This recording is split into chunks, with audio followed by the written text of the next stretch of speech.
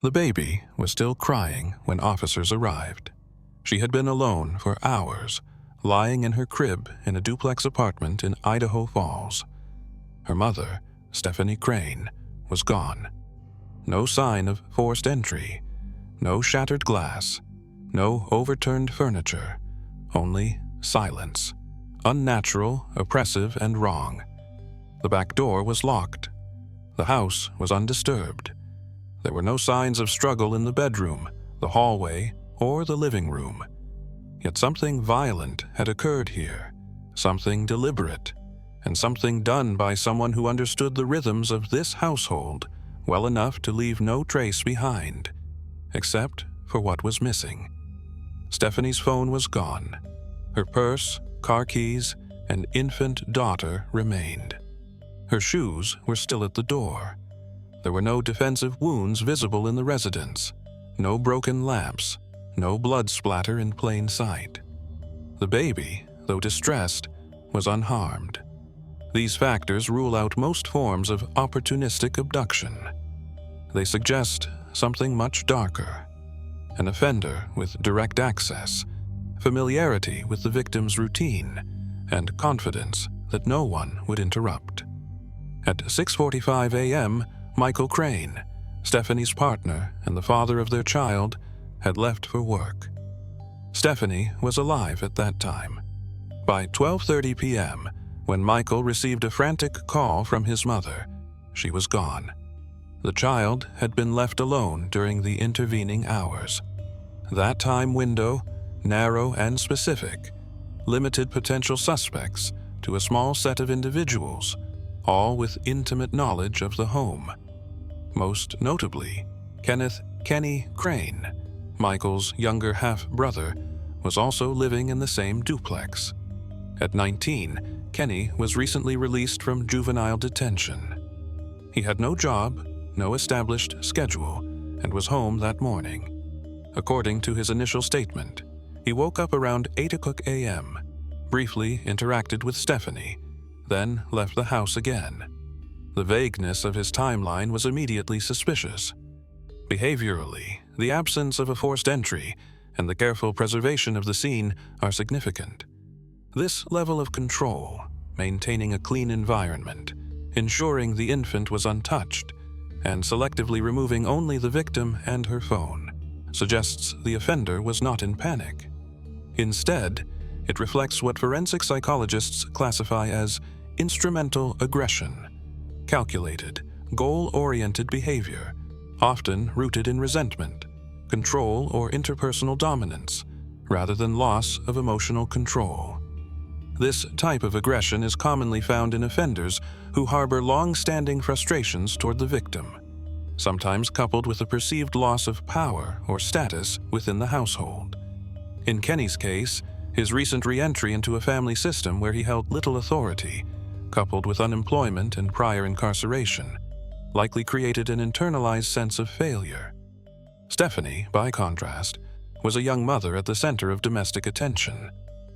These contrasts can contribute to emotional destabilization in individuals with low self-worth and latent aggression. The forensic profile of the crime scene aligns more closely with domestic homicide than stranger abduction. Stranger-perpetrated kidnappings almost always involve signs of entry, struggle, or disarray. In contrast, this scene offered none. The absence of forced entry and the calculated removal of only the victim indicate that Stephanie either trusted the offender enough to remain calm in their presence, or she was subdued quickly and without warning. Moreover, the fact that Stephanie's body was not immediately found, despite extensive local searches, suggests post-crime concealment. This indicates premeditation or, at minimum, rational planning after the act. Concealing a body requires not only physical effort, but emotional detachment. Many offenders panic, flee, or confess shortly after a crime involving someone they know.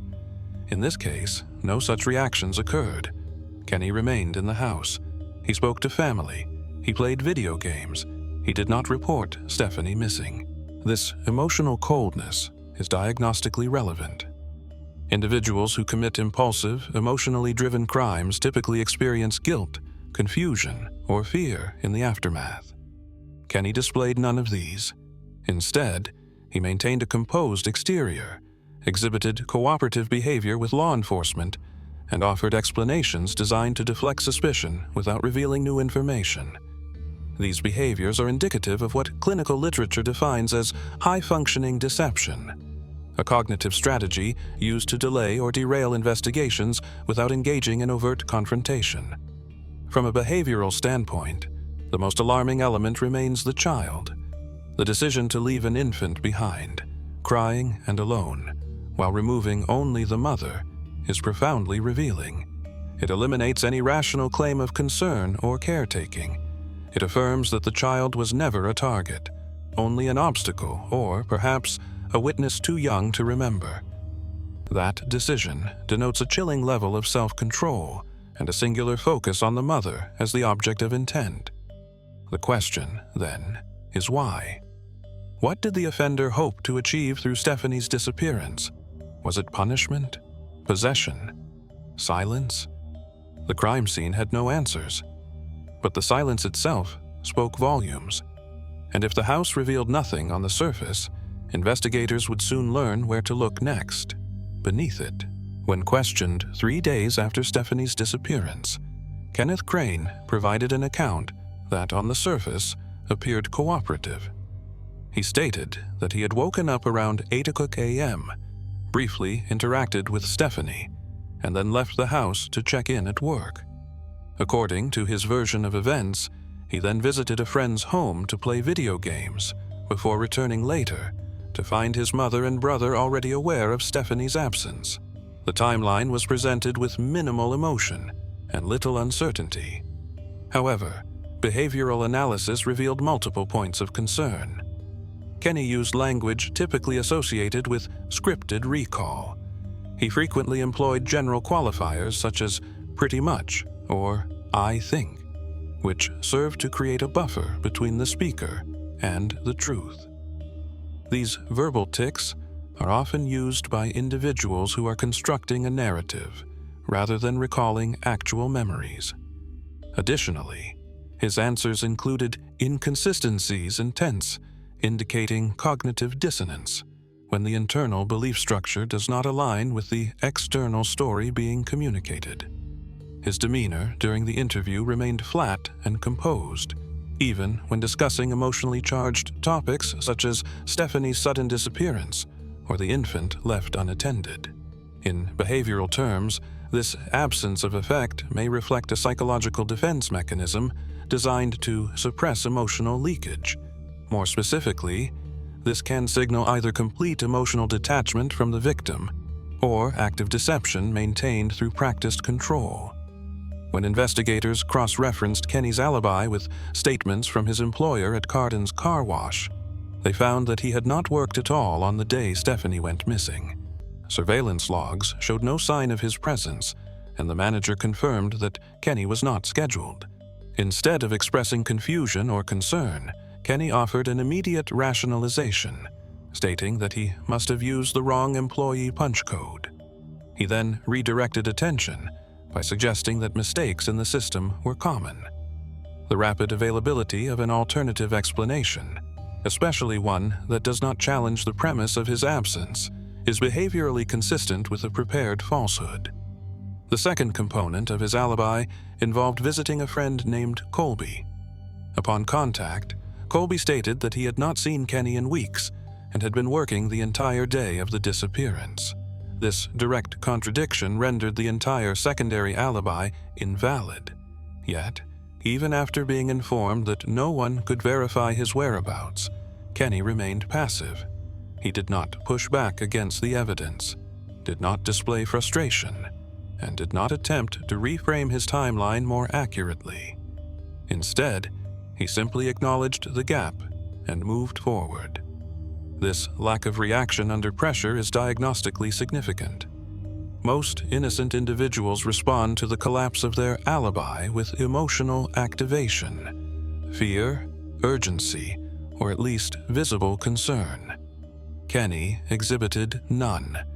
His non-responsiveness under confrontation suggests an absence of internal distress, which may indicate a deficit in guilt or remorse.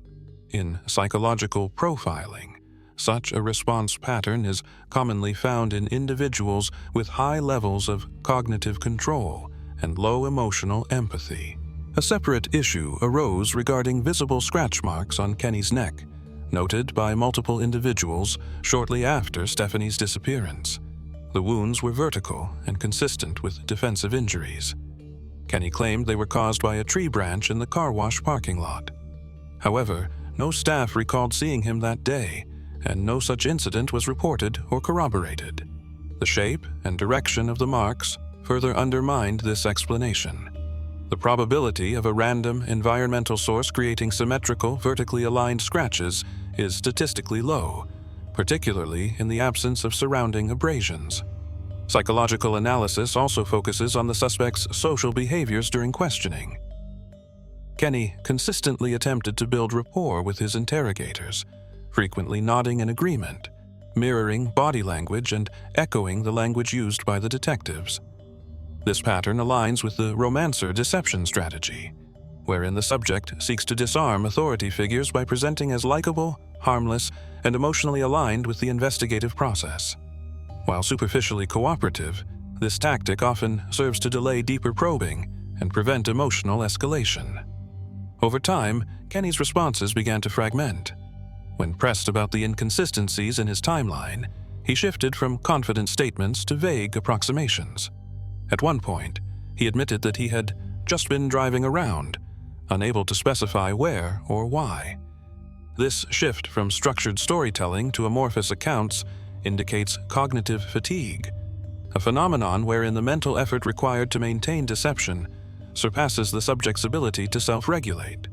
In examining the broader psychological framework, Kenny's need to create an alibi in the first place reveals more than a desire to avoid suspicion. It implies forethought and a pre-crime awareness that Stephanie's disappearance would prompt scrutiny. His efforts to fabricate interactions, combined with the casual indifference displayed during contradiction, point toward calculated deception rather than reactive panic. His behavior post-disappearance further supports this hypothesis. Instead of isolating himself or expressing concern, Kenny maintained a presence within the household, engaged in routine interactions, and offered to assist in the search. This level of normalization following a traumatic event is not typical. It reflects a disassociation between the offender's actions and the surrounding emotional reality. In criminal psychology, this is often indicative of individuals who compartmentalize guilt or lack the capacity for effective empathy altogether. One final interaction raised new concerns. When asked what should happen to a person who caused harm under circumstances similar to Stephanie's, Kenny responded with non-committal answers, frequently ending with a rising intonation, turning statements into questions. Rather than articulating a clear moral stance, he appeared to gauge the interviewer's reaction, adjusting his tone accordingly. This inability to assert judgment, especially on questions of right and wrong, is consistent with individuals attempting to maintain narrative flexibility. Despite the collapse of both elements of his alibi and the emergence of physical contradictions, Kenny continued to deny involvement. Yet, his behavioral profile had already shifted from a witness with information to a subject of interest, exhibiting sustained patterns of deflection, emotional disengagement, and controlled deception. What remained unclear was the specific motive. The method suggested control, the aftermath, a calculated cover-up. But the underlying emotional trigger, the catalyst that preceded the violence, had yet to be uncovered. That answer, investigators suspected, lay not in what Kenny said, but in what he had tried so carefully to avoid. As investigators deepened their focus on Kenneth Crane, they initiated a forensic search of the home.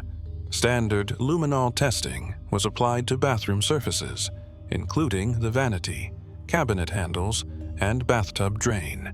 These locations were chosen based on their proximity to privacy, water access, and concealment, characteristics commonly utilized by offenders attempting to sanitize a crime scene. Multiple positive reactions were found. indicating the presence of blood that had been cleaned but not fully removed. The pattern suggested direct contact transfer, not incidental contamination. The reaction was strongest around the sink basin and drain, consistent with post-event washing, possibly of hands, tools, or body parts. In behavioral terms, the attempt to remove biological evidence represents not panic, but calculated post-offense behavior. Individuals experiencing sudden emotional loss of control typically flee, confess, or display erratic responses.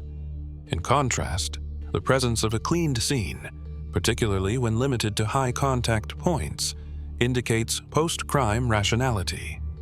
It demonstrates that the offender retained enough cognitive function to identify forensic vulnerabilities and act accordingly. This level of control is consistent with instrumental violence, where harm is a means to an end, not the result of spontaneous rage. Investigators also examined Kenny's vehicle. Inside the trunk, they located black electrical tape, matching the material later found binding Stephanie's body. Human hair was discovered adhered to fabric lining in the cargo area. Forensic testing confirmed a mitochondrial DNA match to Stephanie. Soil samples collected from the undercarriage matched the sediment composition of a known disposal site in the nearby Ammon foothills. Collectively, these findings established a direct physical link between the victim, the suspect, and a location not publicly disclosed at the time of evidence collection. Kenny was presented with these results during a subsequent interview. His demeanor changed only slightly. He acknowledged that Stephanie's hair may have been in the vehicle from a prior occasion, offering no explanation for the presence of matching tape or the forensic blood evidence. Instead, he redirected, suggesting the investigation was flawed, that the real perpetrator had planted evidence, or that perhaps Stephanie had harmed herself and left. None of these explanations addressed the forensic facts. This pattern of introducing implausible alternative theories is common in subjects who lack viable counter-narratives but are unwilling to accept accountability. At this stage, the investigation entered a psychological confrontation phase. Investigators employed a technique known as minimization, introducing the idea that perhaps the crime was unintentional, the result of a mistake or an accident. This method is designed to lower the emotional and moral threshold for confession. The subject's reaction was immediate. He shifted his language, no longer denying that something may have happened, but framing it as an accidental push during a disagreement. He claimed Stephanie fell, hit her head, and did not recover. He maintained that fear prevented him from calling for help, and that everything he did afterward, removal, concealment, silence, was an effort to avoid being misunderstood. This narrative shift is critical. From a psychological standpoint, the admission marks a transition from complete denial to partial ownership, a state known as strategic confession. The subject offers just enough acknowledgement to appear cooperative, while minimizing intent, motive, and harm. In legal terms, it represents damage control. In behavioral terms, it is a tactic employed by individuals who accept that denial is no longer viable, but who still seek to protect their self-image or reduce consequences. However, the strategic framing of events failed to align with the evidence. Stephanie's hands had been bound with tape post-mortem. Her body was wrapped in a blanket and buried at a depth sufficient to delay discovery. These actions required time, effort, and planning. They occurred after any moment of claimed panic. This separation between cause and concealment reveals a dissonance in the subject's explanation. He described chaos. The evidence reflected order. Kenny's continued emotional detachment remained evident. Throughout the interview, he used emotionally neutral terms.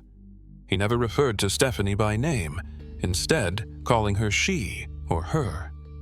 He avoided acknowledging the child, who had been left alone in the aftermath. This distancing language supports the profile of a subject who had cognitively disassociated from the victim. It also raises questions about motive. If the act was impulsive, Why the sustained effort to distance, deceive, and cover? Interviews with family members added further context. Kenny's behavior in the days following the disappearance did not match that of someone in crisis. He participated in meals, interacted with the child, and watched television. He did not isolate, show signs of regret, or appear sleep-deprived. In forensic psychology, this absence of behavioral disruption is a key indicator in evaluating post-crime effective response. The lack of emotional disintegration often signals either successful compartmentalization or inherent emotional detachment. Additionally, the subject's prior conduct became relevant. Reports surfaced indicating a history of aggression, threats involving animals, and episodes of intense emotional outbursts. Though not directly connected to the crime, these incidents establish a behavioral baseline. They support a profile of an individual with a tendency toward impulsive violence, emotional dysregulation, and a need to assert control in environments where he perceives status loss. As the psychological portrait of the subject solidified, so did the investigative timeline. The fabricated alibi had collapsed. Physical evidence placed both the victim and the concealment tools in Kenny's possession. His explanations failed to account for blood, bindings, and burial. His partial confession did not align with the procedural steps taken after the act. One key question remained unanswered. If the crime was the result of a momentary lapse, why was every post-event decision so deliberate, so systematic, and so devoid of visible remorse? The next phase of inquiry would need to explore not only what Kenny had done, but why he was able to live with it. During the final stages of the investigation, the psychological profile of Kenneth Crane became increasingly defined. While his initial statements and behavioral cues pointed to deception, it was his sustained emotional neutrality, over days, weeks, and even years, that revealed the most concerning aspects of his psychological makeup. His capacity to maintain composure under pressure, despite mounting evidence and public suspicion, required more than denial. It required cognitive detachment. Individuals capable of this level of compartmentalization typically present traits associated with cluster B personality pathology. In this case, the absence of remorse, superficial charm, strategic manipulation, and failure to accept responsibility pointed toward antisocial characteristics. While not sufficient for clinical diagnosis without formal assessment, the behavioral indicators aligned consistently with those observed in individuals demonstrating psychopathic traits. Kenny's interactions with family, law enforcement, and media revealed calculated presentation. He rarely expressed anger. He did not raise his voice. He often deferred to investigators, signaling submission, while subtly reframing questions to avoid direct responsibility. This dual behavior, appearing cooperative while subtly controlling the narrative, is a known tactic among offenders attempting to manage perception rather than confront truth. In one recorded interaction with his mother, Kenny's tone shifted. He denied involvement, but admitted to not being completely honest. His affect remained flat. He spoke in monotone, made minimal eye contact, and changed topics when emotional language was introduced. In contrast, when discussing hypothetical outcomes, such as the potential consequences for someone who committed such a crime, he spoke with more engagement, though always with ambiguity.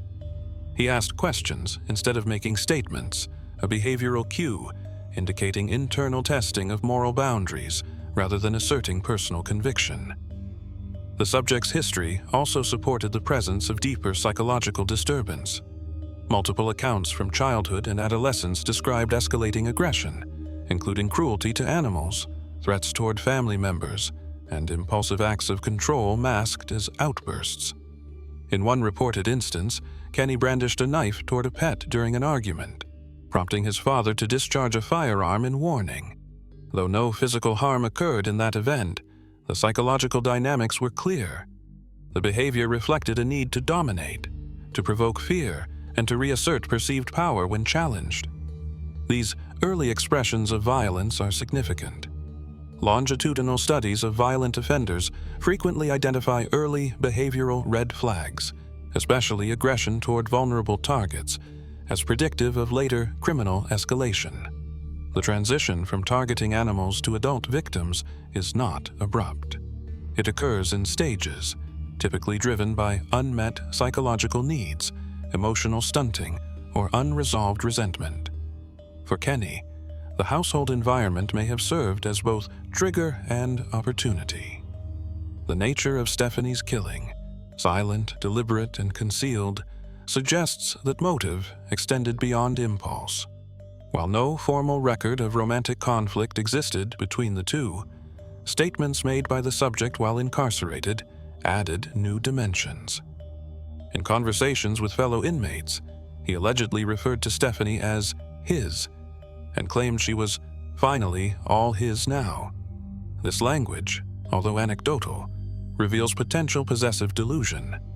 In forensic psychology, fixation and entitlement over an individual can serve as a potent motivator for control-based homicide, particularly when the offender feels excluded, rejected, or powerless in the presence of the target.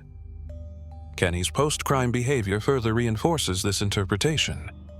By remaining within the household, engaging with the surviving family, and maintaining an image of normalcy, he preserved proximity to the impact of his actions. This is not uncommon in cases where offenders seek continued psychological ownership of the event. In such cases, guilt is absent, replaced by a need to monitor how the trauma unfolds and whether control remains intact. His refusal to provide a full confession, even when faced with overwhelming evidence, reflects a final psychological defense: retention of narrative authority. In forensic analysis, this behavior often stems from narcissistic entitlement. The offender accepts consequences, but not truth. They will allow punishment, but not full exposure. By insisting that the victim's death was accidental, Kenny avoided confronting the moral weight of premeditation, binding, transport, and concealment. This distancing behavior also serves a secondary purpose: controlling legacy. For offenders with rigid identity structures, the act itself is less important than the interpretation of the act. A narrative of accident, of regret, or of misunderstanding provides internal stability. It allows the subject to maintain a fragmented sense of self in which they are not evil, only unlucky. This framework is often reinforced by selective memory, denial of key facts, and rationalization, even under oath. In totality, the psychological portrait of Kenneth Crane reveals a confluence of behavioral risk factors, emotional coldness, and cognitive control. The crime was not committed in haste.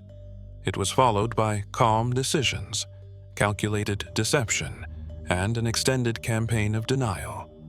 These elements suggest that the killing of Stephanie was not merely an act of violence, but a manifestation of control, resentment, and entitlement, executed by an individual with a dangerously disassociated conscience.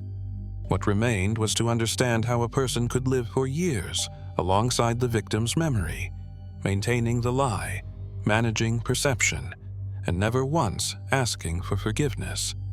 The answer would be found not in his words, but in the sentencing that followed. In 2021, more than a decade after Stephanie Crane's disappearance, Kenneth Crane entered a courtroom to finalize a plea agreement. He wore a red mask and spoke behind glass. His voice was low, flat, and deliberate. As part of the deal, he agreed to plead guilty to voluntary manslaughter and concealment of a corpse. In exchange, prosecutors dropped the charge of second-degree murder. The courtroom remained silent as he described the events in his own words, stating that he and Stephanie had an argument, that he pushed her, and that she fell, struck her head, and never recovered. His statement lacked emotion, context, or detail. There was no mention of the binding, the concealment, or the calculated efforts to deceive her family. There was no visible sign of remorse. The phrasing, "she never recovered," deliberately avoided stating that she died. This form of linguistic distancing is a hallmark of cognitive minimization, often used by individuals who seek to reduce the psychological weight of their actions. By avoiding direct terms, such as killed or died, the subject shields himself from full confrontation with the consequences. The court accepted the plea. He was sentenced to a fixed term of 15 years, with a minimum of 6 years before eligibility for parole. From a legal perspective, the plea provided closure. From a psychological standpoint, it preserved a version of the truth that remained under the subject's control. That control over narrative, memory, and perception had always been a central theme in his behavior. In the absence of genuine remorse, such admissions are not confessions in the moral sense. They are transactions. His conduct after sentencing reinforced this interpretation. There were no public statements of apology, no written reflections, and no cooperation with authorities regarding the full circumstances of the crime. Interviews with family members suggested that he continued to assert his innocence privately, repeating claims that it had all been a misunderstanding. This is consistent with offenders who maintain dual realities, one for the court and one for themselves. The external narrative is shaped for survival. The internal narrative is shaped for self-preservation. Criminological analysis of such behavior indicates a personality structure organized around deflection, denial, and narrative manipulation. In this framework, the offender does not experience guilt as a corrective emotion. Instead, guilt is reframed as an external judgment, something imposed by others rather than felt intrinsically. This distinction is critical. It separates those who commit crimes and later accept responsibility from those who never internalize what they've done. The psychological impact on the victim's family is amplified in such cases. The absence of a full admission, the lack of detailed acknowledgement, and the offender's emotional detachment prolong the trauma. Survivors are left with unanswered questions, not only about what happened, but why it happened, and whether the person responsible truly understands the harm they caused. Forensic psychologists refer to this as secondary victimization, wherein the offender's refusal to engage with the full truth becomes a secondary wound inflicted on those left behind. The case also highlights systemic challenges in prosecuting crimes of this nature. Without direct eyewitnesses or a confession, the weight of the case relied heavily on forensic evidence and behavioral inconsistencies. The timeline, the absence of forced entry, the presence of blood traces, and the deceptive alibi all converged to build a psychological and evidentiary portrait. But even with a strong circumstantial foundation, the plea deal reflected prosecutorial pragmatism, the need for resolution in the absence of absolute proof beyond a reasonable doubt. In reviewing the totality of this case, the behavioral trajectory of the offender reveals a complex interplay between control, avoidance, and emotional disconnection. The killing itself may have been unplanned. The actions that followed were not. They were structured, deliberate, and sustained over time. The subject's repeated efforts to manage perception, both his own and that of others, demonstrate a central feature of many interpersonal crimes: the desire not only to eliminate the victim, but to rewrite the narrative in which the crime occurred. Ultimately, the most disturbing aspect of this case is not the act of violence itself, but the silence that followed, not the physical disappearance, but the emotional absence, not the concealment of the body, but the enduring refusal to confront its meaning. These are the patterns that distinguish a killer who regrets from one who simply moves on. Stephanie's life ended in isolation. Her death was not announced, her absence not mourned by the person who caused it. That absence of acknowledgement, both at the time of her death and at the moment of confession, is what defines this case. It is not merely a homicide. It is an act committed without recognition, memory, or soul. Such cases serve as a reminder of the importance of long-term behavioral analysis in unresolved crimes. They demonstrate that the truth is not always spoken. Sometimes it is found in what is omitted, avoided, or denied. And in those silences, the most accurate portrait of the offender is often revealed.